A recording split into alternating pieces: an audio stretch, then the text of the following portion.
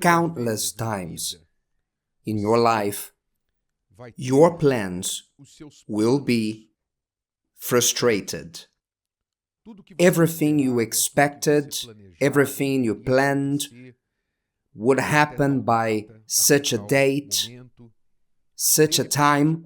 Suddenly, an unforeseen event occurs and the train goes off the rails.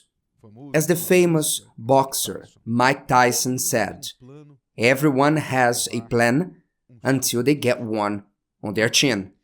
Am I right? That's how life is. Life brings us its surprises. It brings surprises, the unexpected, things that we were not counting on. You lose your job, your wife or husband turns their head, the son decides no longer to obey you, that he wants to leave the house and live with his girlfriend, or your teenage daughter appears pregnant. All you have planned, suddenly, your worst nightmare happens. What then? What do you do? What do you do when something like this happens to you? When the person has no spiritual, mental, or emotional structure, usually they collapse. And these moments prove what we are made of, what our structure is. Because when it is weak, we collapse. We become desperate. We take thoughtless actions and end up worsening what is already bad. Is what usually happens. However, when you already have a connection with God, a spiritual structure that gives you mental, emotional structure, when this happens, you understand that it is time to rearrange, it is time to stop and say, wait, what is happening here? What should I do? How should I act? It's time for you to stop and think before you act and to seek God's direction. Well, we also can notice this in the Holy Scriptures.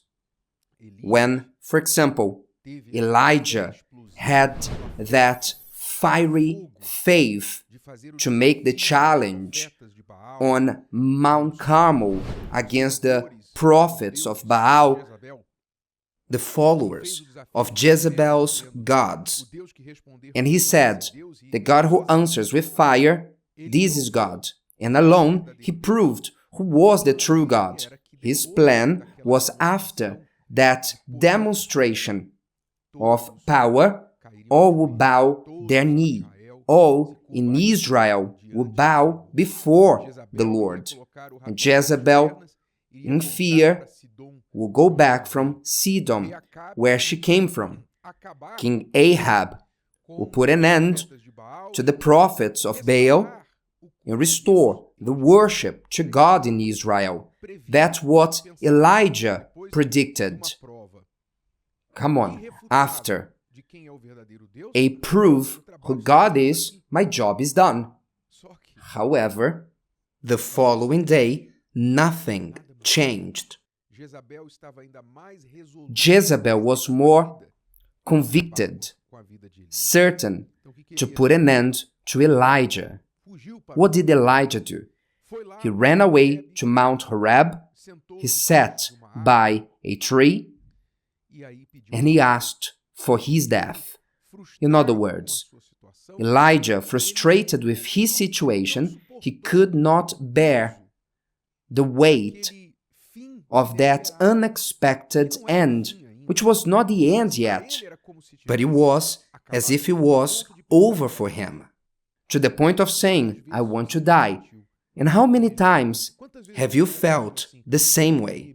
And you said, my husband left me and I want to die. My mother died and I want to die. I've suffered an accident and I lost my leg, I'll have to be on a wheelchair, and I want to die. The boyfriend broke up with you and says he doesn't like you anymore, and 1 month later, he's taking pictures with someone else on social media, and you say, I want to die. How many times we had this feeling of giving up, throwing in the towel? This is common, and most probably, it will happen more than once in your lifetime. So we all must learn to deal with these tragic, unexpected moments when everything is upside down in our lives.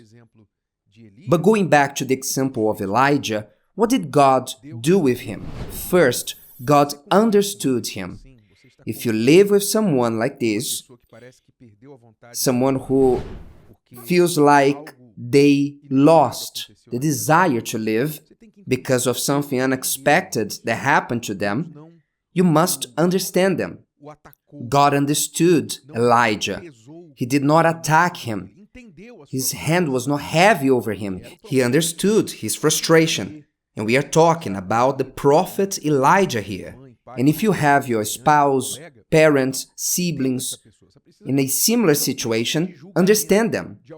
They don't need to be put on trial and force someone to say to them, stop being fuzzy. God understood Elijah, but he did not leave him in that situation. He comforted him, fed him, and gave him a new mission. Listen, from now on, you will go back and go to a place I will tell you, and you will look for your successor. You will pass this authority to another.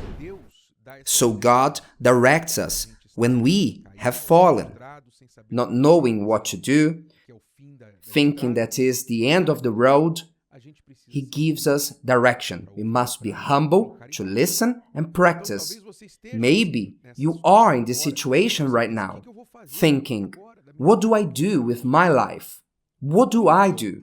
Everything I fear the most has happened to me. What do I do? What you do is nothing. But to rearrange yourself spiritually, seek God's direction, ask Him for understanding, and take one step at a time. Take one step at a time. Sometimes we have to remove ourselves. At times you need to remove yourself from social media. Many feel bad when they are criticized on social media, or they pay attention to other people's lives who apparently might be better than theirs. At times, you have to leave social media from looking at other people's lives, at your past, or looking at your losses. You need to go back to square one. Remove everything that is not good, the past, bad friendships. Remove social media, things that remind you of the bad past. Stop consuming bad information. Stop listening to songs that are leading you to depression. Simply cut that off and return to square one. What is square one? It's you and God. You on your knees with your face to the floor asking God, Lord, what do I do? Give me strength. Alone, I cannot do it. But I'm certain that you can direct me, and you will. This is square one. Square one is you on your knees with your face to the floor. This is square one. Don't forget, if you are lost, downcast, confused, without someone's help, then go to your square one. Knees on the floor, face in the dust, and speaking to God. God, help me. Give me direction. Give me some light. Ask Him this, because when you seek for this direction, God will give you understanding, calm. He will calm your spirit, calm your mind, remove all anxiety from your mind. He will comfort your heart. He will give you some light and tell you what to do. You won't listen to a voice, but He will direct you with an inspiration, with an idea, a direction. Do this, do that, and you will take one step at a time.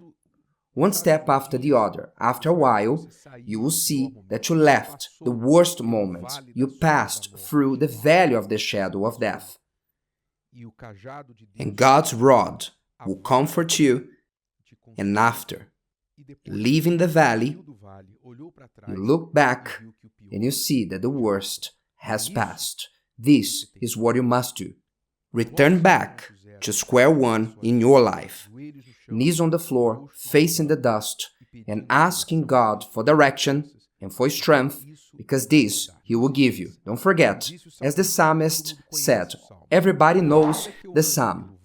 Yea, though I walk through the valley of the shadow of death, I will fear no evil, for you are with me, your rod and your staff, they comfort me.